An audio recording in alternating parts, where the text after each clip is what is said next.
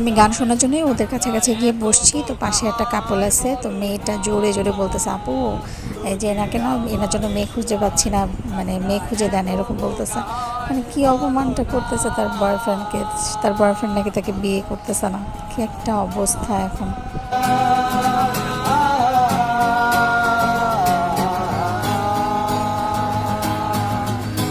দৃষ্টির বিনিময় হলে ভালোবাসা হয়, লোকে তারে ভালোবাসা কয়।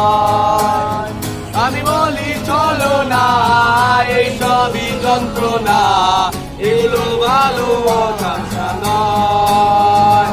ওরা হয়তো বা এমনিতেই গান শিখতেছে এবং অবসর টাইমে এরকম গান গেয়ে গেয়া করে। যদিও গানের কোনো কোনো অংশ আমার মনে হয়েছে কম বেশি হয়েছে, যাই হোক এনজয় করা নিয়ে কথা। যেহেতু এখানে কোনো গান বা কোনো কেউ নাই, ওরাই গান গাচ্ছিল এবং সবাই বসে বসে তা শুনছিল, তো ভালোই লাগছিল।